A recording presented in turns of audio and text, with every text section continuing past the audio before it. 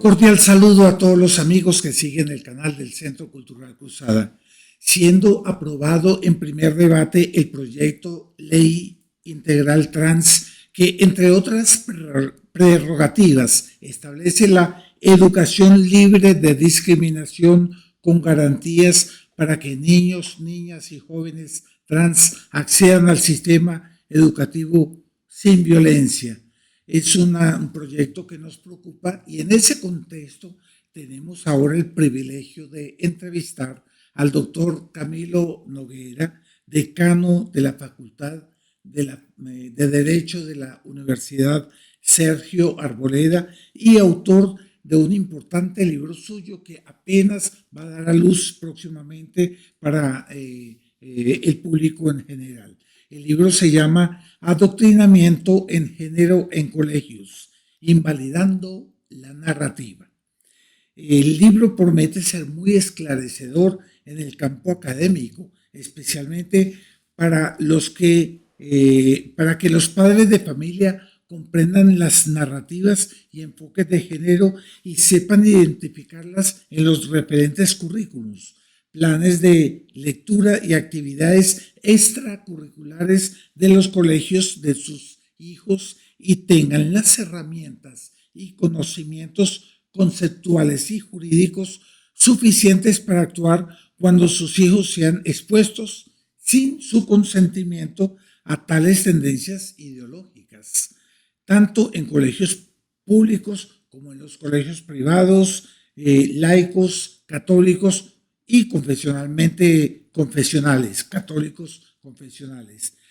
Yo quisiera, primero saludar al doctor Camilo Noguera y agradecerle por su presencia en esta entrevista. Yo le agradezco, Luis Fernando, la invitación, que sea la primera de muchas otras tantas en estos temas que compartimos y en las críticas también que nos unen. Solo una precisión para los espectadores, y es que soy decano de Humanidades y Ciencias Sociales. Perfecto, Sí, sí, excelente. sí. Sí, si Muy no me bien. regañan en la universidad. Pero bien, estoy listo para que le contemos a su audiencia y a la mía sobre el documento y todas las preguntas que usted tenga.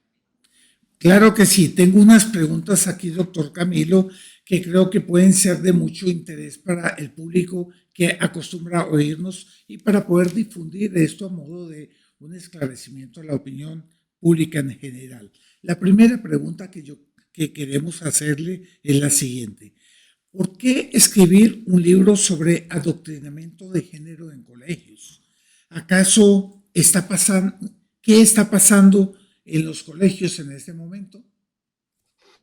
Bueno, Luis Fernando, yo le cuento que la génesis de este libro nace de una experiencia personal, y es que si bien es cierto que durante los últimos 10 años he venido escribiendo y deliberando en diferentes foros académicos sobre lo que se conoce como la batalla cultural, el tema de género en colegios en Bogotá venía siendo un tema silente, un tema al que no se le prestaba mucha atención, pero tuve la experiencia cotidiana de que muchos padres, amigos, me contaban preocupados que a sus hijos les estaban dando ideología de género.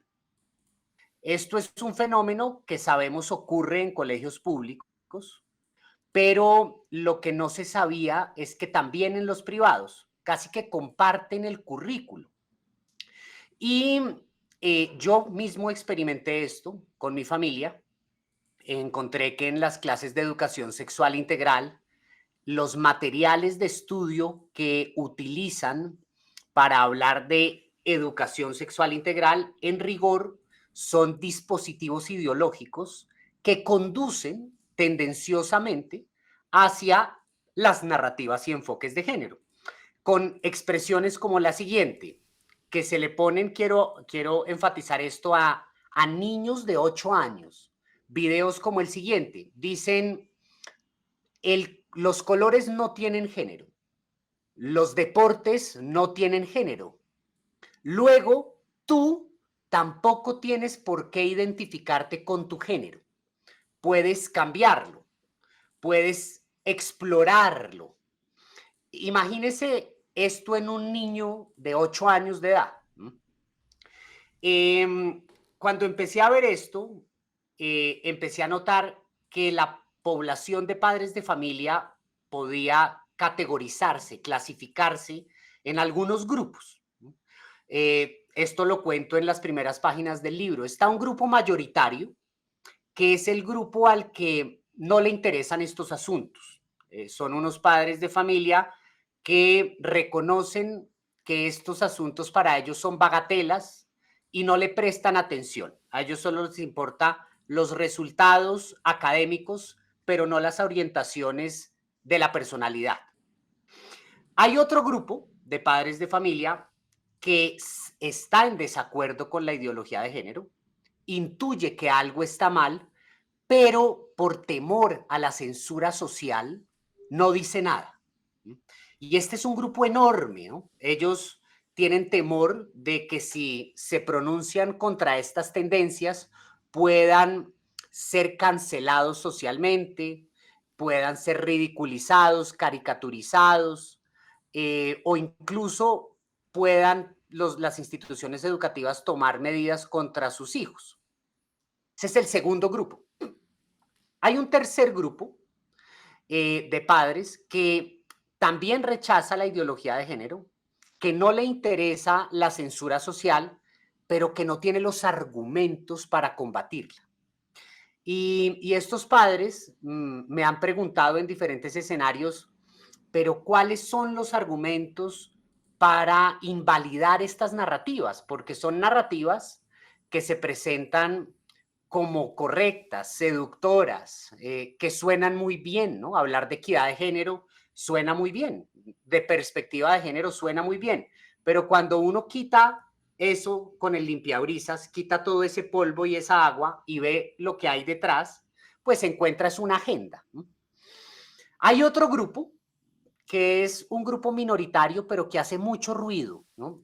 Y es el grupo militante progresista, el grupo de padres que sí está de acuerdo con la ideología de género, es pequeño, pero generalmente es activista y logra hacerse incluir en los consejos de padres, ¿no? Y ser muy hostil con los padres de familia que no estamos de acuerdo con la ideología de género, ¿no? Y está el grupo al que no hace falta contarle esto, pero que también lo menciono en la introducción, que es el grupo de padres de familia católico, conservador, coherente y consecuente, y que por lo tanto está suficientemente informado al respecto. Y si nota que el colegio está dando un giro, conoce las herramientas legales que puede utilizar o simplemente cambia a su hijo de colegio a un colegio en el que haya una comunidad, una identidad de valores entre la institución educativa y la familia. De manera que estos grupos poblacionales de padres de familia, que he conocido todos, si usted ve la mayoría, necesitan un documento, necesitan una capacitación, por decirlo así, necesitan una información precisa, concisa, clara, fácil, de ágil lectura, pero también rigurosa y científica sobre qué es eso de los enfoques y narrativas de género, cómo identificarlos, cómo saber cuándo no se les está hablando de educación sexual integral, sino se los está ideologizando, cómo poder invalidar todos esos discursos desde lo conceptual, pero también saber que hay una ruta legal que tiene invocaciones de artículos de nuestra Constitución Nacional, pero también de pactos internacionales de los que pueden hacer uso.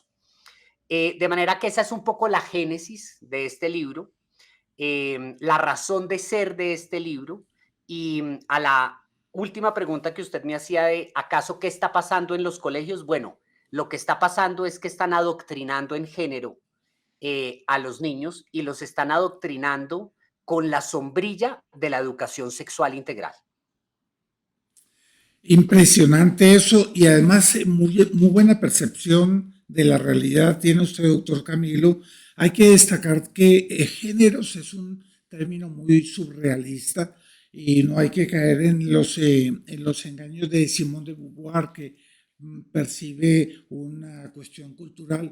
Nosotros hablamos de sexos, el hombre y la mujer, pero está perfecto. Y eso me da, pues, nos da mucha importancia que nuestro público, que hace parte de la última camada que usted habla, de los padres de familia conservadores que tienen valores forjados en principios perennes, y por lo tanto ellos van a estar muy interesados en esta segunda pregunta. Cuéntenos un poco sobre este libro. ¿Qué entidades están participando junto a usted? ¿Qué autores están? ¿Qué temas se abordan propiamente en el libro para que tengan interés para este público? ¿Y cuándo será el lanzamiento? ¿Qué dicen al respecto de esto las fuerzas políticas? Usted ve que es una pregunta muy amplia y muy importante para ponernos en contexto. Lo es, lo es. El libro, que creo que usted ahora podrá mostrar la carátula en algún momento, Sí, cuenta por con la favor, usted puede participación. colocarla. Gracias, sí, le están colocando. Magnífico. Cuenta con, es una coedición que agrupa intelectuales de diversas instituciones académicas, universidades, centros de pensamiento, lo que además asegura un proceso riguroso de investigación eh, y bien elaborado editorialmente. Las instituciones que participan son la Universidad San Pablo CEU, específicamente su centro de pensamiento CEU Cefas de España, la Universidad Sergio Arboleda, por supuesto la Escuela de Humanidades y Ciencias Sociales, la Corporación Pensamiento Siglo XXI, el Centro Conciudadanos, el Centro de Estudios Colombianos, el Centro Infancia Provida y el Instituto de Investigación Social Solidaridad. Todas estas instituciones participan como instituciones, pero además de estas instituciones hay intelectuales de otras instituciones que también participan, como por ejemplo la profesora Marta Miranda, que es de la Universidad de La Sabana, entre otros investigadores auxiliares. Los autores principales, la mayoría de ellos son doctores en áreas de las humanidades y de las ciencias sociales. Le cuento algunos nombres. Está la profesora doctora en filosofía, Liliana Beatriz Irizar. Ella tiene un reconocimiento enorme en los estudios de Tomás de Aquino, correctora de tesis doctorales de la Universidad de Navarra. Ha sido una de las personas que ha recuperado lo que se denomina la primavera del tomismo, eh, con autores aún poco conocidos como Lawrence Duan o Steven Brock. Está también, por supuesto, la doctora, también de la Universidad de Navarra, Marta Miranda, una de las autoridades en ideología de género, hizo su tesis doctoral en ideología de género.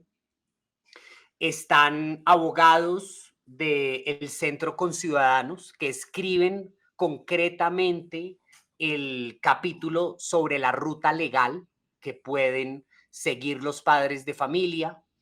Está Miguel Ángel Romero, doctor en estudios clásicos de la Universidad de Barcelona, traductor oficial de las obras de Chesterton para la editorial Encuentro y la BAC, profesor de filosofía analítica durante más de 10 años, entre otros tantos. Pero surgen allí muchos más nombres, nombres que además han tenido un activismo importante en la lucha contra todas las narrativas progresistas que se esbozan en el índice. Está Julián Hoyos, participó, si bien no como un autor directo, sí como uno de los gestores de este texto. Está Samuel Ángel, estoy yo, en fin, somos más de 10 investigadores, Luis Fernando, que procuramos presentar capítulos de manera sucinta, como yo le decía, no, la idea no es entregar un libro denso, largo, sino un texto que pueda consultarse en las familias, que pueda comentarse, que pueda memorizarse, pero por supuesto con un aparato crítico que soporte las afirmaciones que allí se consignan. El lanzamiento está previsto máximo en 2 meses. La fecha la anunciaremos en redes. Yo le contaré para que también la anunciemos en su canal, en mi canal, Agenda Azul. Claro que Em, sí. y la idea es hacer un foro en el que estarán todos estos autores, en el que se inviten a padres de familia de muchos colegios privados, de colegios católicos también. CONACET ha manifestado su interés en apoyar masivamente este lanzamiento. Y algunos políticos, usted me preguntaba que cómo se han comportado las fuerzas políticas. Pues mire, la verdad es que no muy bien, en esto debo ser muy franco. Desde hace mucho tiempo yo he venido conversando con varios políticos sobre este fenómeno y no le terminan de prestar la atención suficiente. Lo que se conoce como las derechas, em, si bien han dado una enorme batalla en cuanto a las cuestiones económicas y políticas, usted sabe que han descuidado durante mucho tiempo el terreno de la cultura, demasiado tiempo, o bien por considerarlo un asunto ornamental de segunda categoría, em, o bien por desconocimiento, no lo sé, sinceramente, pero es un fenómeno que en Colombia ha pasado, pasó en Argentina. Agustín Laje lo denunció con maestría en su texto La batalla cultural, pero también en muchos países de Europa. Mire lo que está pasando con España, en fin. Y en Colombia, toda esta agenda cultural progresista avanza, avanza con jurisprudencia, avanza con proyectos de ley, avanza con programas educativos, aborto, eutanasia, consumo en menores de edad, cambio de sexo, ideología de género. Y la oposición, claro, hay unos opositores corajudos, pero es un tema menor. Usted mencionaba la ley integral de género, que ya se está debatiendo además, ya pasó el primer debate, se aprobó Exactamente. y se aprobó casi que por mayoría arrasante.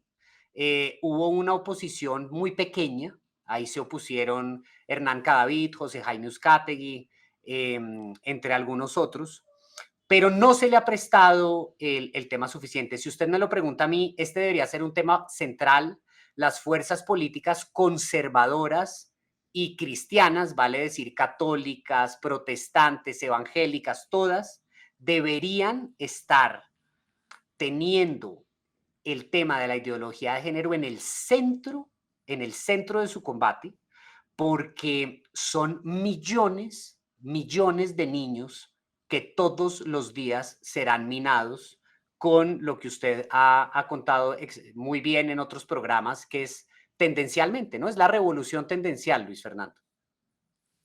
Así es. No, pues excelente. Por lo visto, como usted lo ve, muestra, es un verdadero tanque de pensamiento en el que la academia puede hacer frente a esta revolución cultural que Gramsci tanto tenía empeño en llevar adelante y que puede ser mucho más peligrosa que la revolución social y económica del comunismo, porque esta transforma las mentalidades de una manera muy peligrosa. Y pues en ese marco le quiero hacer la tercera pregunta para entrar en profundidad en el tema. De algunas de estas narrativas que están en los diversos capítulos del libro, empecemos por el feminismo. ¿En qué consiste el adoctrinamiento del feminismo y cómo se invalida esa narrativa? Sí, señor. Bueno, el feminismo fue el primer caballito de batalla, porque por supuesto, en principio, la primera ola feminista era una lucha legítima, necesaria, que tenía más que ver con derechos políticos al voto, pero esto evolucionó a un feminismo de la segunda ola mucho más fuerte, mucho más ideológico, y a un feminismo de la tercera ola o teoría queer, que es el feminismo que hoy se aplica, que básicamente tiene 6 o 5 ideas, que es la crítica al rol tradicional de la mujer, es decir, se critica a la mujer por ser mujer y comportarse como mujer, ¿no? Es un absurdo, ¿no? Se la invita a que deje de comportarse como una mujer, ¿no? Y a esto lo llaman comportarse como una mujer, es decir, comportarse de manera consecuente con su naturaleza. El ser se comporta conforme a su naturaleza, lo llaman un estereotipo de género. Entonces, a la mujer que se comporta como mujer, le dicen que se comporta como tal porque está precondicionada y eso es un estereotipo, es una locura. Eh, la segunda crítica del feminismo, el primero es al rol tradicional de mujer, el segundo es una crítica feroz a la maternidad. Mm, el feminismo hace que la mujer deteste ser madre, que no quiera tener hijos, que considere que tener hijos es una carga. Y esto, por supuesto, usted sabe, viene desde las agendas de la ONU que Así querían es. tener un control poblacional y la forma más hábil de hacerlo era lograr inocular el deseo de no querer ser madre, ¿no? Entre otras tantas estrategias, ¿no? Pero esa es la segunda, el segundo propósito. El tercero es la crítica al matrimonio. Luego de criticar el rol tradicional de la mujer, luego de criticar a la maternidad, se critica el matrimonio. Yo ahora voy a permitir leerme unos pasajes de algunas feministas que consigno en el texto para que la audiencia se dé cuenta de qué manera se expresan las autoras feministas del matrimonio. El cuarto es fomentar el lesbianismo como liberación. Se fomenta el lesbianismo como una expresión de libertad eh, que hace, valga la redundancia, liberar a la mujer de la opresión de su esposo en el matrimonio, ¿no? De la opresión patriarcal. Seguido de esto viene, por supuesto, el fomento de lo que se denomina la libertad reproductiva, que no es otra cosa que el aborto. Usted sabe que en Colombia tenemos una de las legislaciones más feroces y progresistas del aborto. Así Eh, es. las enfermeras están presentando una crisis de salud mental porque están obligadas a practicar estos abortos, no tienen derecho a objeción de conciencia y se están enloqueciendo, ¿no? Se están enloqueciendo. Las propias madres se les conduce, se les condiciona, se les influencia respecto del uso de su propio cuerpo y se les dice que tienen todo el derecho a abortar en cualquier momento, pero lo que pasa en realidad en salud mental es que hay una relación de causalidad entre el aborto y el problema en salud mental. Estas mujeres luego, en su mayoría, presentan arrepentimiento y una serie de problemas muy serios, ¿no? Pero esto es inoculado desde el colegio con cierto feminismo soterrado, con ciertas lecturas feministas, sin contar, por supuesto, con la exposición cultural y demás. Y la última característica de este feminismo fuerte es una visión negativa del hombre, ¿no? Es decir, el hombre ya no es un complemento natural, sino un enemigo, un opresor al que hay que vencer. Yo quiero, Luis Fernando, leerle un par de párrafos de algunas de las autoras feministas que se estudian hoy en universidades por doquier como si fueran las grandes intelectuales, ¿no? Y que esto, por supuesto, también influye en colegios. Robin Morgan, por ejemplo. Robin Morgan dice lo siguiente, abro comillas: siento que el odio a los hombres es un acto político honorable y viable, que los oprimidos tienen derecho al odio de clase contra la clase que los oprime. Hay otra que se llama Shelia Cronan, que dice lo siguiente: dado que el matrimonio constituye una esclavitud para las mujeres, es claro que el movimiento de mujeres debe concentrarse en atacar esta institución. La libertad de la mujer no puede ganarse sin la abolición del matrimonio. Voy con otra, que es Kate Millett. Abro comillas, dice lo siguiente: una revolución sexual requeriría, como primera medida, la desaparición de los tabúes e inhibiciones sexuales que coartan las actividades que más seriamente amenazan la institución patriarcal del matrimonio monogámico: la homosexualidad, la ilegitimidad, las relaciones entre adolescentes y la sexualidad prematrimonial y extramatrimonial. Y dos más, solo como abrebocas. Andrea Dworkin dice lo siguiente: bajo el patriarcado, ninguna mujer está segura para vivir su vida, o para amar, o para tener hijos. Bajo el patriarcado, el hijo de cada mujer es su traidor potencial y también el violador o explotador inevitable de otra mujer. Y finalmente, Clary Clark dice: la mujer que abraza el lesbianismo como medio ideológico, político y filosófico para liberar a todas las mujeres de la tiranía heterosexual, también debe identificarse con la lucha mundial de todas las mujeres para acabar con la tiranía machista a todos los niveles. Ahí le he dicho algunas de las ideas centrales del feminismo, algunas de sus autores más representativas. Y por supuesto, pues el feminismo se cae de su peso. En el libro lo invalidamos desde tres falacias: desde una falacia de evidencia incompleta, desde una falacia de generalización apresurada y desde una falacia de equivalencia o analogía defectuosa.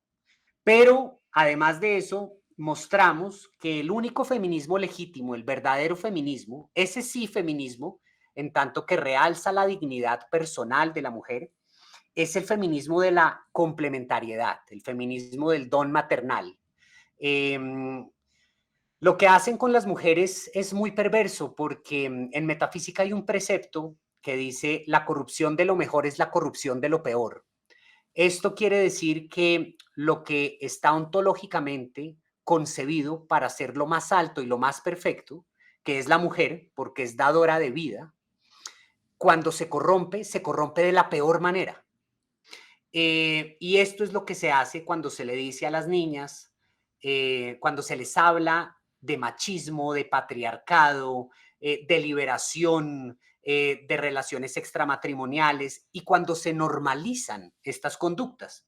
¿Y cómo se normalizan? Bueno, se normalizan cuando se caricaturiza, se pauperiza y se condena el tener valores conservadores. Es decir, si hay una mujer con pudor, una mujer virgen, es inmediatamente rechazada de su círculo social.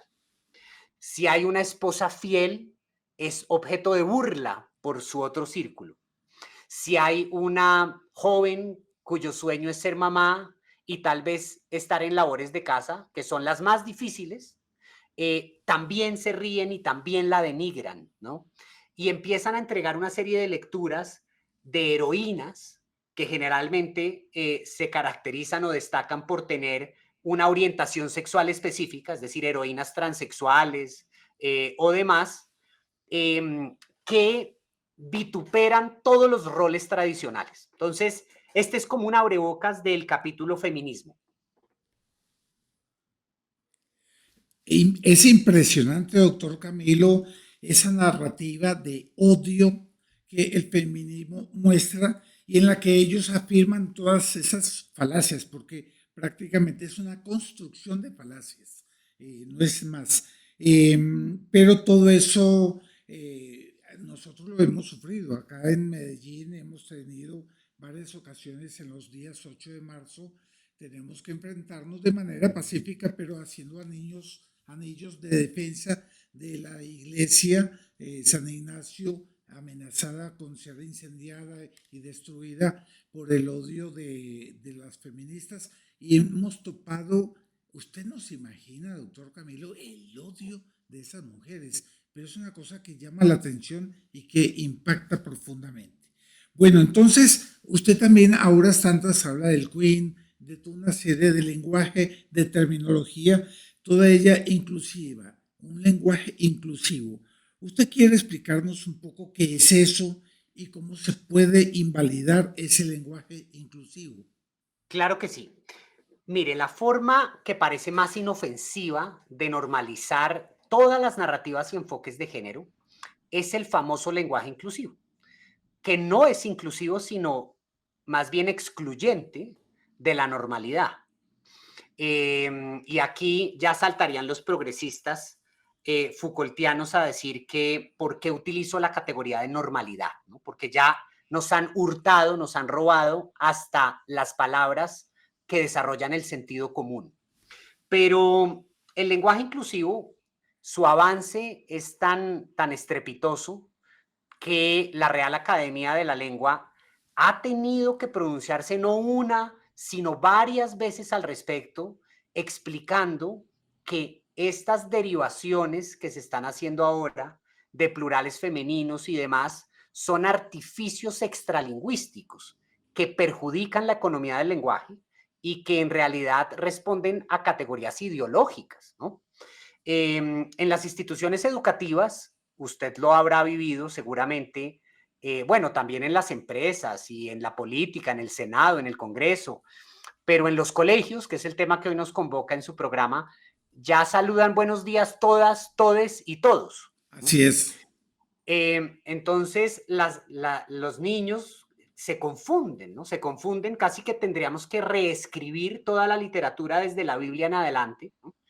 Em, y esto lo presentan como si se tratara de un tema de equidad, de justicia, pero no hay tal cosa, no hay tal cosa. Y en el libro lo que hacemos es mostrar varios argumentos cortos que los padres puedan utilizar desde el derecho, desde la semiótica y desde la lingüística, con base en los cuales el lenguaje inclusivo es una tontería, es un descalabro, es porque no es inclusivo, ¿no? Es simplemente una deformación lingüística que lo que hace es la revolución tendencial, es modificar la realidad a través de la modificación del lenguaje.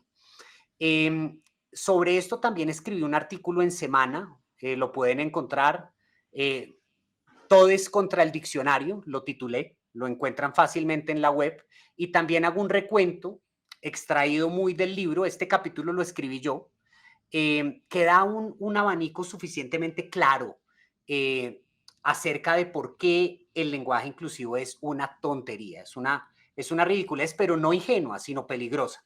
Peligrosa. Bueno, hay un tema antes para no dejarlo, porque pues los argumentos los encontrarán en el libro. Esto desestabiliza los códigos culturales, afecta las oposiciones binarias, pero hay uno jurídico que es gravísimo, gravísimo, y es que estamos por llegar, estamos cerca, por ejemplo, si pasa esa ley de género, a que a los profesores se los juzgue, se los procese, si no se refieren a las personas por su pronombre de género. Esto es gravísimo, ¿no? Es decir, si usted tiene un estudiante que se autopercibe como ella o incluso como ballena o delfín y usted no se refiere así a él, él podría decir que está sufriendo una discriminación, ¿no? Y esto afecta directamente la libertad de expresión, ¿no? Allí ya hay un conflicto de tenor jurídico, por no decir la libertad de cátedra y otras muchas cosas, ¿no? Pero esto es como un abrebocas. Claro que sí, además implica, insinúa una persecución que se está gestando a propósito en todos los aspectos de la vida del hombre. A mí parece que hay alguna cosa en la ley un modelo androgénico que además todas las visiones futuristas siempre la colocan como una constante. Yo quisiera hacerle la última pregunta, doctor Camilo. Finalmente, la ideología de género, ¿qué es y cómo se puede invalidar? Sí, señor. Bueno, el capítulo primero del libro, que lo escribe Miguel Romero, el doctor en estudios clásicos, hace una distinción sobre tres formas del conocimiento, que es el conocimiento científico, el conocimiento filosófico y el conocimiento ideológico. ¿Qué es el punto de partida? Porque cuando hablamos de ideología de género, estamos hablando de una ideología. Es decir, no estamos hablando ni de ciencia ni de filosofía, ¿no? Y no estamos hablando de ciencia porque la ciencia es un conjunto de conocimientos ciertos o probables, metódicamente obtenidos y sistemáticamente dispuestos que buscan dar respuesta a los fenómenos por sus causas próximas. Y la filosofía es un saber sobre todas las cosas por sus razones primeras o principios últimos, eh, que reconoce que el objeto del conocimiento, del entendimiento es la verdad, es decir, tiene un interés en descubrir la verdad porque reconoce que la verdad existe, ¿no? Pero la ideología eh, no cree en la verdad como un hecho objetivo, sino como un hecho fabricado. Por eso es que la ideología apuesta por la posverdad. Eso. Y la ideología es simplemente un conjunto de narrativas que se ocupan de imponer una verdad. ¿Mm? Una verdad, entre comillas. Entre Entonces, comillas. hago esta precisión. ¿Por qué? Porque cuando usted me pregunta qué es la ideología de género, hay tantas definiciones cuantos autores las han acuñado, pero lo que hacemos en el libro es decir, lo primero que el lector tiene que saber es que la ideología de género es una ideología, es decir, es una forma de acercarse a la realidad que no es científica y que tampoco es filosófica. ¿Mm? Es ideológica, es ideológica. Dicho esto, yo le podría decir que la ideología de género es un conjunto de ideas, es un conjunto de ideas, de creencias, de retóricas, de sensibilidades, generalmente impuestas por los establecimientos educativos, por algunos intelectuales, que afirma que no existe una identidad corresponsal, digámoslo así, con la biología. ¿Sí? Es decir, que no hay un sexo real con unas características biológicas determinadas, objetivas, fácticas, verificables, sino que la identidad es una cuestión de opinión, es una cuestión cultural, es una cuestión que cambia como el clima. Por eso es que en la ideología de género hay más de 100 géneros, ¿no? El tema es tan delirante que se habla de music gender, ¿no? Que son las personas que se identifican con un género musical, o de cat gender, o de pixel gender, como si fueran los pixeles, ¿no? El tema es muy, muy complejo, es decir, la ideología de género ha desbordado, digamos, los límites de la razón. Pero para no continuar explayándome al respecto y tratar de recapitular lo más claro posible, la ideología de género es entonces una ideología que desconoce los datos de la biología en la identidad sexual y que procura defender una retórica según la cual el género es una cuestión de opinión. El género ya está, ya es la trampa, ¿no? Simplemente hablar de género ya es una trampa. Ajá, Deberíamos hablar de sexo. así es. Las ideas son varias. Hay ideas de tipo antropológico, hay ideas de tipo social en la ideología de género. Por supuesto, nace con Simone de Beauvoir, pero Judith Butler es como su referente máximo, ¿no? Y también está John Scott, entre otras tantas. ¿Cómo se invalida la ideología de género? Bueno, en realidad hay argumentos de todo tipo, hay argumentos de todo tipo, pero en el librito procuramos condensarlos en 3 argumentos y por la importancia del tema, estos sí me voy a permitir leerlos. Mire, está el argumento biológico. Dice lo siguiente: la ideología de género entra en conflicto con la evidencia científica sobre la determinación sexual en mamíferos. Desde un punto de vista biológico, el sexo está definido por los cromosomas y se manifiesta en diferencias físicas como los órganos reproductivos, niveles hormonales y características sexuales secundarias. Estas diferencias no son meramente superficiales, sino que influyen en procesos fisiológicos como la respuesta inmunológica o el metabolismo.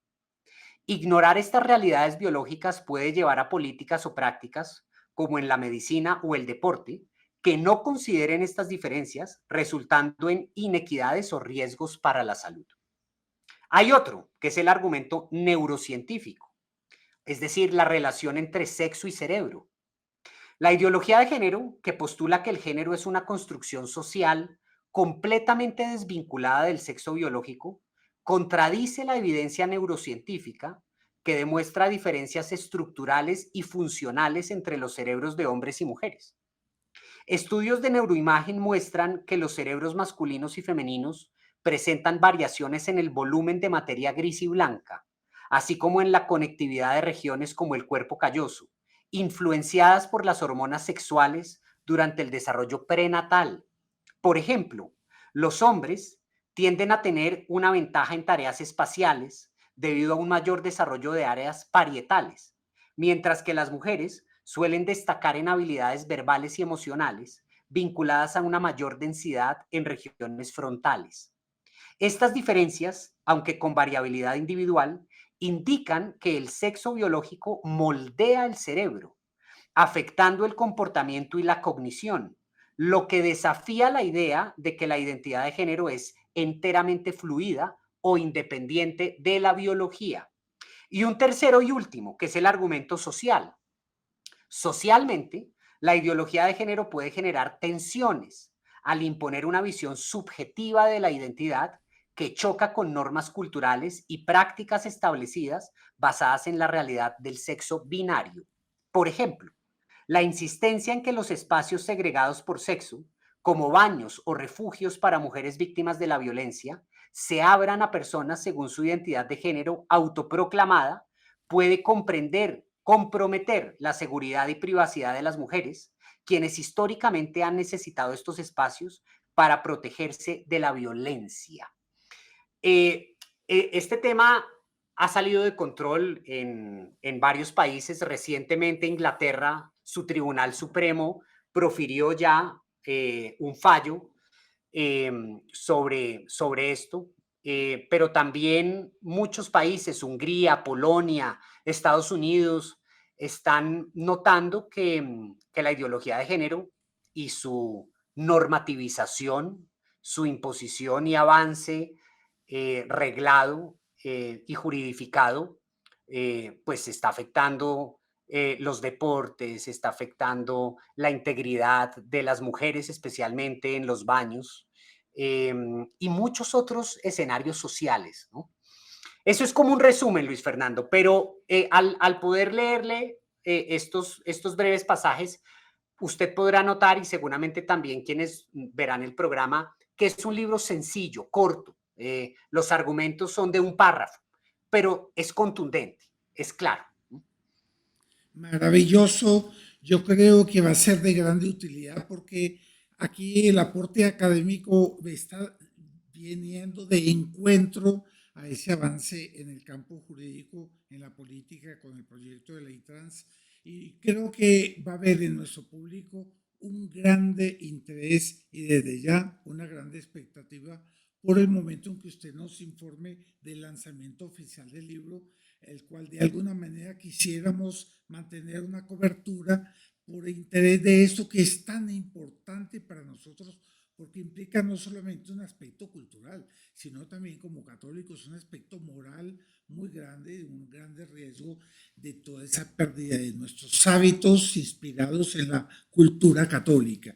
Así que pues yo le agradezco mucho, doctor Camilo, esta presentación previa y quedamos a la expectativa de una presentación más oficial.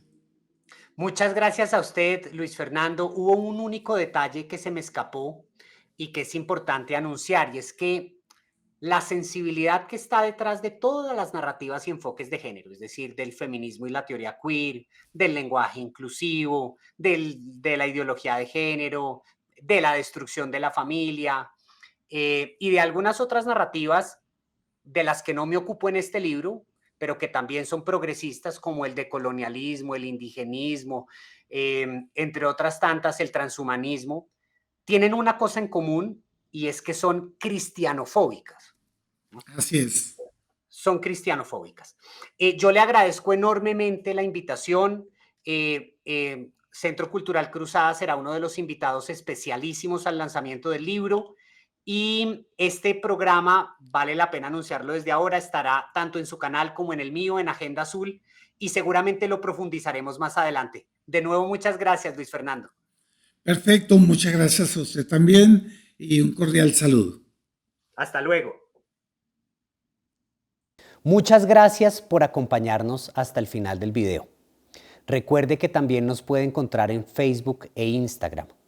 Si le gusta nuestro contenido, por favor, dele me gusta y compártalo.